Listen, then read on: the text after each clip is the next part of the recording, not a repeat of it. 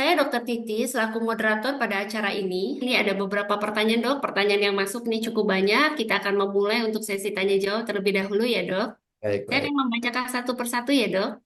Boleh, Jadi boleh. ini ada pertanyaan dari Dokter Ulfa Juwana. Apa, Dok, dampak dari pasien penderita preeklamsi ataupun eklamsia berat? Ya, apakah akan berpengaruh kepada janin dan organ janin yang ada di dalam kandungannya, Dok? Mohon mungkin Dokter Arteria bisa menjawab, Dok. Nggih. Eh, Terima kasih sudah terdengar ya suara saya, Dokter Titis ya. Sudah. Oke. Ya, Terdengar jelas, Dokter. ya ini soalnya kok di layar keadaan mute apa. Ya tentu saja sangat berpengaruh ya untuk janin ya. Maka pasien-pasien yang preeklamsi atau preeklamsi berat sering harus dilakukan terminasi yaitu tapi biasanya dengan diskusi panjang ya melakukan terminasi supaya ibu dan janinnya selamat. Ya kalau ibu jelas ya mungkin akibat hipertensi tersebut ya pengaruhnya tentu saja banyak. Kemudian pada janin tentu saja ya oleh karena tekanan darah tinggi, tekanan darah yang tinggi, kemudian jadi ke apa ke plasenta ya, jadi ke blood flow ke ureteroplasentanya itu menjadi juga terganggu sehingga morbiditas dan mortalitas janin ini sangat tinggi pada pasien-pasien PE atau PE berat. Juga mungkin morbiditasnya bisa berupa IUGR, jadi growth restriction, jadi berat badan bayi juga tidak baik ya, restriksi. Kemudian kalau gangguan hematologi juga bisa terjadi mungkin trombositopeni ya, eh, hipoksia dan sebagainya. Jadi berat ya. Jadi untuk ibu juga berat, untuk janin juga berat. Sehingga pada kondisi-kondisi tertentu juga diputuskan apakah harus dilakukan terminasi atau tidak. Karena determinasi itu juga menunggu waktu yang kira-kira bayi bisa hidup ya. Biasanya kalau di tempat kami itu sekitar 32 minggu itu mungkin bayi bisa artinya bisa ditolong. Kalau dilahirkan nantinya bisa masih bisa diselamatkan ya. Tapi pada kondisi tertentu yang menunjukkan ibu juga sudah tidak baik, kita mungkin tidak lagi melihat janinnya sehingga mungkin harus dilakukan terminasi. Demikian, Dokter Titis. Demikian, Baik, Dokter. jadi Terima kasih. Ya. diperlukan koordinasi ya, Dok, kerjasama yang baik antara dokter penyakit dalamnya dan juga dengan dokter kandungannya ya, Dok, ya, dalam tata laksana Anak hipertensi juga pada mungkin ya. kehamilan ya, Dok. Ya. Baik, terima kasih Dokter Ataria. Nah, ini ada pertanyaan menarik nih untuk Dokter Zul. Dokter Zul, ada yang bertanya, mengapa sih kejadian hipertensi sekarang cenderung meningkat pada usia dewasa muda?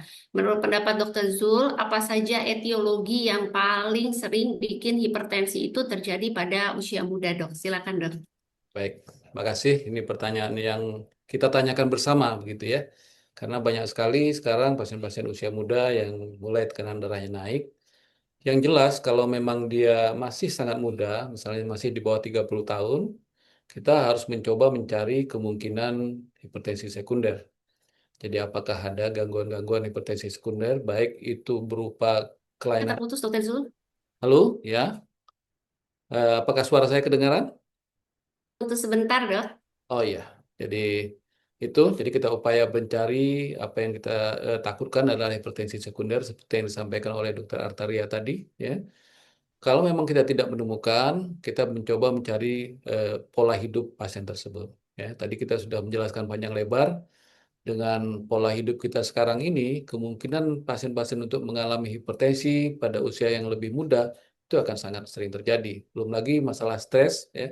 Anak-anak muda kita sekarang tanpa kita sadari ya stresnya cukup tinggi, ya. Kadang-kadang dia diam di kamar sendiri, atau stres sendiri karena semuanya terhubung ke dunia luar dengan gadgetnya masing-masing ya. Jadi dia selalu sendiri. Jadi yang saya sarankan kalau ini eh, kita temukan pasien hipertensi pada usia muda, yang pertama kita harus berupaya untuk mencari hipertensi sekunder. Kalau perempuan biasanya pil apa namanya kontrasepsi misalnya itu juga mendukung. Kalau laki-laki ya mungkin ada terjadi gangguan-gangguan di pembuluh darah atau hormonal, ya. Kalau itu tidak kita temukan ya kita harus memperbaiki gaya hidup, ya. Jadi gaya hidupnya, pola makannya, obesitasnya tentu, kemudian konsumsi garamnya juga harus kita perbaiki sehingga kita bisa eh, menurunkan tekanan darahnya. Banyak dengan hanya modifikasi gaya hidup saja anak-anak muda kita terkontrol tekanan darahnya. Saya kira itu. Terima kasih. Baik, terima kasih Dokter Zul. Jadi penting sekali ya dok untuk anak-anak muda nih jangan ragu untuk melakukan pemeriksaan tekanan darah ya dok. Betul. Karena seringkali tekanan darah itu juga tinggi pada usia muda. Jadi nggak cuma milik orang tua ya dok ya. Ya, betul, betul. Apalagi kalau Baik, memang ada riwayat keluarga yang hipertensi. oke baik. Jadi mungkin dihimbau juga untuk pasien-pasien kita untuk rutin melakukan pemeriksaan darah sesuai tadi yang sudah dibicarakan juga oleh Dokter Artaria dan Dokter Zul ya dok. Ya. Oke, baik. Ini ada pertanyaan juga nih, Dok. Ini terkait dengan white coat hypertension yang tadi dibicarakan oleh Dokter Artaria, Dok. Jadi ada yang bertanya, bagaimana penanganan awal untuk pasien-pasien dengan white coat hypertension, Dok? Apakah pasien itu akan langsung kita berikan obat antihipertensi dan bagaimana supaya tensi itu tetap stabil pada pasien tersebut, Dok? Silakan, Dokter Artaria. Oke, terima kasih Dokter Titis. Terima kasih dokter. Siapa yang menanyakan? Jadi white coat hypertension. Jadi setiap ada apa ya tekanan darah yang berubah atau ya kalau di rumah mungkin baik-baik saja, tapi begitu ke klinik menjadi tinggi gitu ya. Itu tetap ada risiko ya. Jadi risiko ke arah kardiovaskuler juga tetap ada. Makanya kalau untuk itu kita harus artinya bertanya kepada pasien tersebut ya. Kenapa mesti tinggi misalnya, kenapa jadi mesti ditanyakan ya. Jadi artinya faktor stres itu yang harus dikelola ya isinya. Kan ada penyebabnya pasti ya, mungkin stres ketemu dokter nanti dokternya ngapain ya, aku nanti diapakan diapakan. Jadi pengelolaan stres tersebut yang penting kalau itu ya. Jadi artinya mungkin tidak dulu dengan pengobatan karena kalau di rumah kan dia tekanan darahnya baik ya. Jadi pengelolaan stresnya itu jadi artinya pasien ditanya mungkin apa ya yang santai aja. Jadi artinya nanti kan dokter nggak ngapa-ngapain juga kan begitu. Kan di rumah juga baik misalnya gitu ya. Artinya tetap selalu diperiksakan, kemudian pengelolaan stresnya dan dipastikan tekanan darah di rumahnya memang misalnya masuk tidak masuk dalam kategori hipertensi ya. Jadi harus kita pastikan. Kemudian mungkin ya lifestyle modification ya tetap kita perhatikan itu. Kemudian pengelolaan stres kalau itu memang hanya penyebabnya itu saja. Jadi kita tidak langsung berikan pengobatan, tetapi tentu variability itu menyebabkan juga prognosis ke arah kardiovaskuler. Demikian Dokter Titis. Baik dok, jadi tidak perlu buru-buru dikasih obat, jadi bisa dilakukan evaluasi yang lebih mendalam ya dok ya mengenai white coat hypertension tersebut ya dok. Ya. Baik, nah ini ada pertanyaan juga nih dok buat dokter Zul dok. Jadi ada yang bertanya dok, bagaimana mengukur tensi pada pasien yang obesitas? Mengingat seringkali ukuran mansetnya itu tidak bisa digunakan pada pergelangan lengan atas. Apakah boleh digunakan pada pergelangan tangan atau seringkali kadang-kadang diperiksa juga ya dok, diukurnya di kaki gitu ya dok. Kira-kira boleh nggak tuh dok? Baik, terima kasih. Jadi seharusnya kita tidak membedakan pasien-pasien kita apakah obesitas atau tidak. Idealnya memang pabrikan juga harus begitu. Jadi jangan harusnya kalau seperti yang dikatakan Dokter Artaria tadi ya tetap harus manset yang ideal gitu, yang bisa di lengan kanan atau di kaki. Tetapi kalau memang tidak ada, apapun harus kita lakukan untuk melihat kira-kira mana yang dapat kita nilai begitu ya. Biasanya kita lakukan di tungkai. Bahkan sekarang saya tidak tahu bagaimana akurasinya. Sekarang sudah mulai banyak tensimeter itu yang dilakukan di pergelangan tangan. Nah, itu kalau kita lihat kemarin ada pamerannya itu hampir sama akurasinya dengan di yang kita lakukan selama ini. Nah, tapi tetap harus kita lihat yang standarnya adalah tetap di lengan atas gitu ya. Jadi berbagai upaya tetap kita lakukan. Kadang-kadang mungkin kalau kita di klinik itu ya bahkan kita sambung pakai apapun gitu ya, tetapi kita sadar bahwa itu memang tidak akurat. Tapi itulah kondisi kita. Idealnya memang rumah sakit atau klinik kita harus menyediakan manset yang diperuntukkan untuk pasien-pasien kita yang obes begitu ya, yang apa namanya bukan obes saja itu apa namanya itu, yang obes tingkat tinggi itu ya. Nah itu baik. Saya kira itu yang saya sarankan. Kalau tidak ada ya apapun harus kita lakukan, termasuk di lengan bawah, di pergelangan tangan ataupun di tungkai bawah. Saya kira itu. Mungkin Dokter Arteria punya komen dia. Iya, mungkin dokter Artaria bisa menambahkan dok. Ya, terima kasih Dr. Zul, Dr. Titis. Ya, hampir sama ya dengan Dr. Zul. Yang kalau kita mengatakan akurat ya akurasinya ya harus dia di lengan atas ya, yang karena dia harus sejajar dengan tinggi dari jantung ya. Kalau dia obes memang mansetnya nggak cukup ya, memang harus ya sebetulnya disediakan manset yang cukup untuk orang-orang yang obes. Ya, tapi kalau tidak bisa ya bagaimanapun kan harus tetap tetap dikelola ya, harus diukur ya dan sebagainya. Ya memang kalau dulu itu sering ditambahi dengan tali gitu ya, ditali sampai kadang-kadang talinya lepas jadi ya, ya itu tetapi ya aku namanya akurasi ya tetap akurasi ya. Asal kita tahu bahwa nilai akurasi dengan cara mengukurnya adalah di situ. Jadi setinggi jantung itu nilai akurasi. Demikian yang bisa saya jawab. Terima kasih. Baik, terima kasih Dr. Zul. Dok, ini ada pertanyaan menarik lagi, Dok. Kapan sih waktu yang tepat kita merekomendasikan home blood pressure monitoring? Karena seringkali kadang pasien kan ngukurnya bisa setiap jam tuh ya, Dok ya, karena mungkin cemas atau mungkin panik. Jadi dia mengukur tensi di rumah itu sejam sekali gitu. Sebenarnya, Dok, bagaimana sih waktu yang tepat untuk melakukan home blood pressure monitoring dan berapa lama sebaiknya home blood pressure monitoring itu dilakukan? Monggo, Eh, Dokter Artaria. saya ya. Ya, terima kasih Dokter Titis, terima kasih sudah ditanyakan ini karena ini sangat penting ya. Nanti untuk kita ke pasien ya, kita mesti bicara apa kan begitu. Jadi ada tata caranya ya. Jadi home blood pressure monitoring itu tidak sesuka-suka pasien. Oh iya silakan periksa saja. Ya tidak. Jadi di situ ditentukan 2 kali ya. Jadi pagi dan malam ya.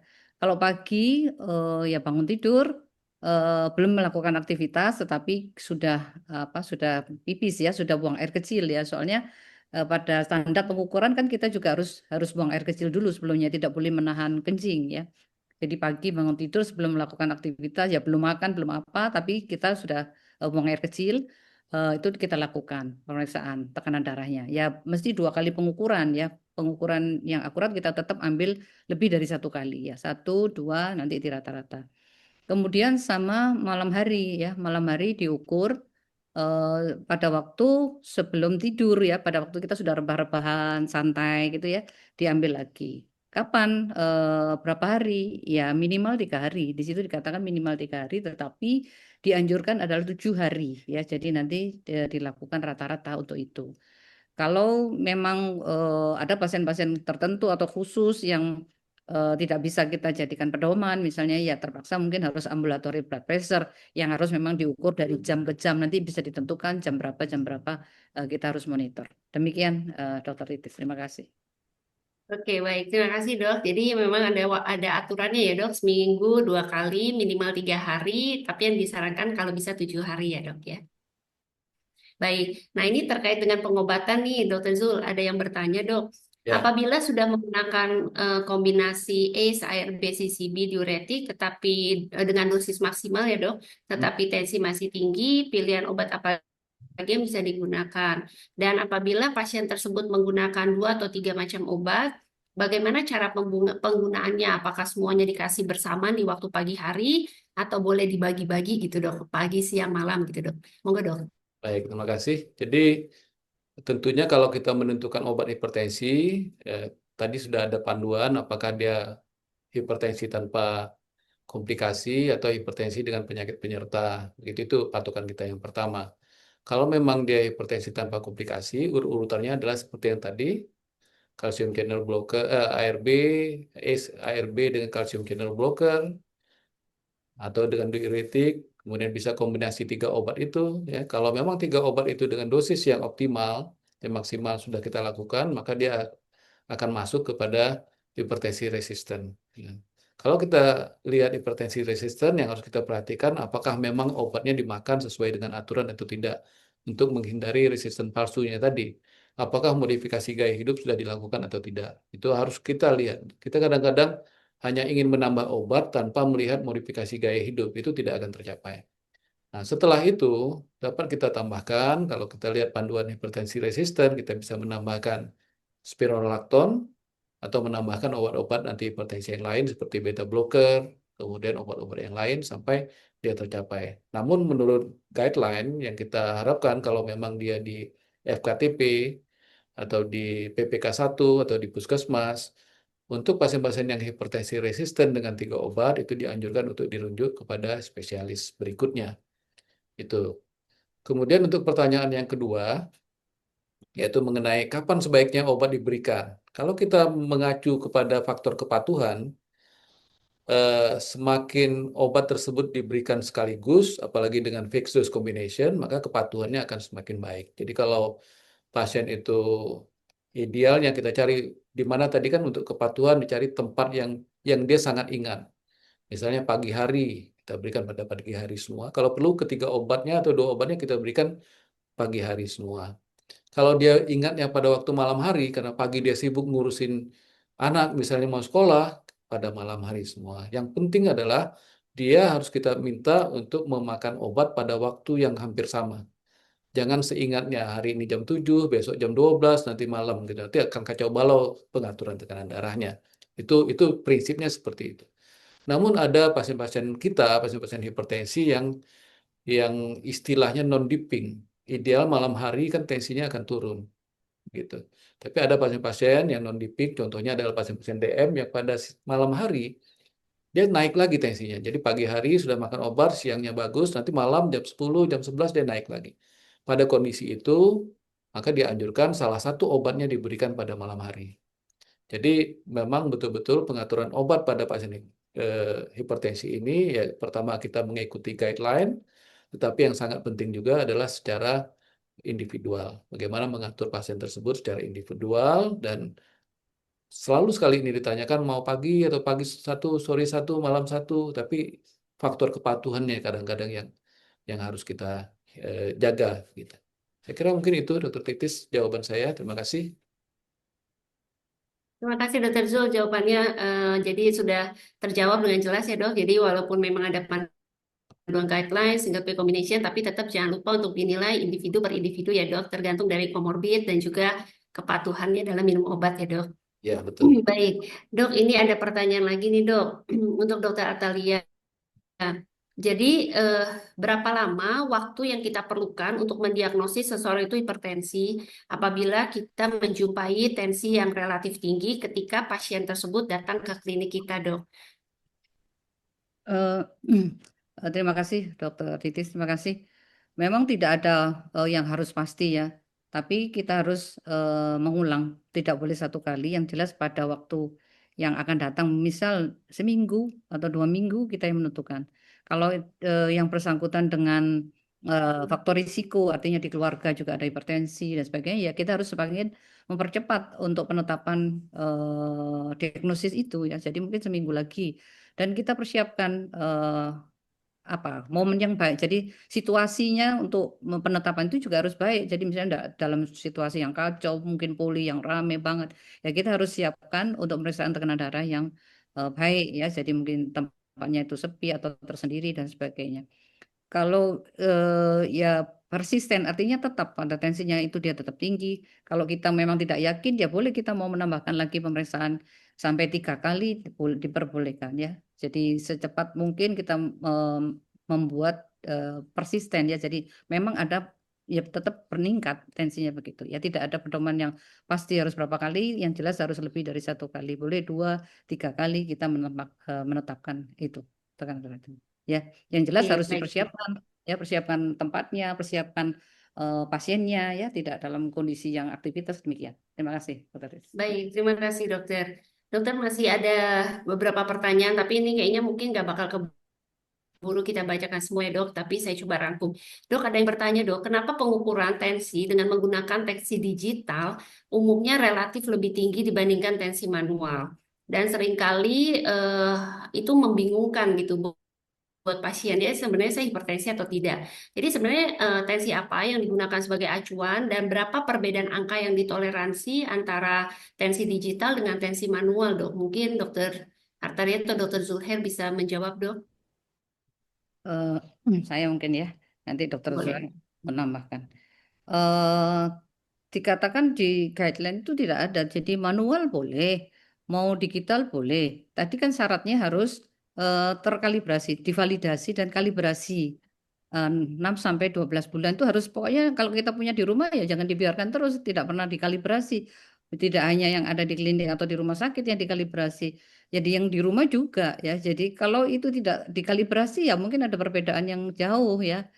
Jadi itu yang pertama. Kemudian tentu saja persiapan juga harus baik. Ya, persiapan pengukuran tadi harus baik ya. Kalau memang dia harus duduk, sandar, terus kaki diletakkan di lantai, ya harus sama perlakuannya. Pada waktu di poli juga begitu, di rumah juga begitu ya. Jadi boleh sama-sama digital boleh, asal semua dengan mindset di lengan ya. Jadi bukan hanya sensor misalnya gitu, enggak. Jadi semua di lengan. Itu semua boleh dilakukan ya. Walaupun yang merkuri juga boleh dilakukan, tetapi pada kalau ada larangan di negara tertentu atau di tempat tertentu karena dia ada zat-zat yang toksik ya, ya mungkin itu tidak boleh. Tapi sebetulnya pengukuran manual itu juga boleh. Ya, makanya harus kalibrasi itu yang penting. Ya, sudah dikalibrasi atau belum? Demikian, Oke, Dokter. mungkin Dokter Zulher ada yang mau ditambahkan, Dok? Eh, saya kira sedikit saja yang harus kita perhatikan bahwa yang digital itu lebih sensitif. Jadi kadang-kadang kita menggunakan tensi digital, tapi tidak mematuhi aturan yang ditentukan oleh tadi guideline tadi yang dikatakan oleh Dr. Artaria tadi. Kadang-kadang kita lebih santai, lebih teriak-teriak ngobrol sambil nelpon begitu ya. Kondisi itulah yang menyebabkan digital itu menjadi lebih sensitif karena dia kan kalau kita yang manual itu kan melalui kuping kan, melalui kuping betul-betul sudah terjadi. Ini tidak apapun yang dia tangkap, gerakan kita sedikit saja dia akan tangkap gitu. Jadi saran saya kalau kita menggunakan eh, tensimeter digital di samping kalibrasi tadi, ya caranya yang harus harus betul-betul kita perhatikan. Itu saja tambahan saya. Terima kasih. Baik, terima kasih Dokter Zulher, Dokter Ataria. Sepertinya eh, walaupun Q&A-nya masih banyak Dok, tapi karena waktunya sudah sangat terbatas dan diskusi ini sangat seru sekali ya Dok. Ya, Ya, banyak sekali peminat yang bertanya gitu ya. Mungkin nanti di lain kesempatan bisa kembali ditanyakan. Jadi saya coba melakukan rangkuman terlebih dahulu untuk diskusi kita pada hari ini ya Dok ya. Jadi menurut pendapat Dokter Ataria dan Dokter Zulher, berdasarkan diskusi kita hari ini, hipertensi itu disebut sebagai silent killer karena umumnya pasien tidak ada keluhan dan tidak ada gejala yang khas ya. Akurasi pengukuran tekanan darah menjadi salah satu faktor kunci di dalam diagnosis dan tata laksana hipertensi. Dan hipertensi sendiri meningkatkan risiko kejadian morbiditas dan mortalitas kardiovaskuler, sehingga tata laksana hipertensi yang tepat harus dimulai sedini mungkin. Itu adalah rangkaian acara webinar kita pada hari ini, Dok. Terima kasih kepada dua pembicara, Dr. Zulay Ari, Dr. Artaria, atas paparan yang luar biasa. Saya moderator, mohon maaf kalau ada kekurangan dan kesalahan. Sampai jumpa pada webinar Pernefri berikutnya. Dan sebagai informasi kepada seluruh peserta, ini banyak sekali ditanyakan tadi di kolom Q&A, apakah saya terverifikasi atau tidak. Jadi untuk verifikasi acara ini akan dilakukan besok, ya sesuai dengan yang tadi sudah saya umumkan, 500 peserta pertama Zoom pada hari ini akan masuk dalam proses verifikasi. Dan saya hari ini luar biasa partisipan kita mencapai 470 orang ya Dok ya. Jadi mudah-mudahan semua yang ikut pada hari ini mendapatkan manfaat dari materi kita hari ini dan juga akan diverifikasi untuk mendapatkan SKP Kemenkes. Dan sekali lagi jangan lupa untuk melakukan eh, registrasi ya di Pelataran Sehat ya yang akan dimulai pada tanggal 22 Juni sampai 24 Juni sampai pukul 23.59 untuk mendapatkan SKP dari Kemenkes. Baiklah, demikianlah akhir dari webinar kita pada hari ini, Dr. Zuher, Dr. Artaria. Mudah-mudahan kita bisa berjumpa lagi pada webinar-webinar Pernefri berikutnya. Saya mohon pamit, Dok. Ini mungkin kita bisa foto bersama dulu ya dulu baik. ya, bagaimana nih pihak panitia? Ferdi yang foto, Dok. Oke, baik ya. Jadi mohon kepada seluruh peserta boleh untuk membuka videonya ya, biar kita bisa mengabadikan untuk dokumentasi kita bersama. Ya, siap dok. 1, 2, 3.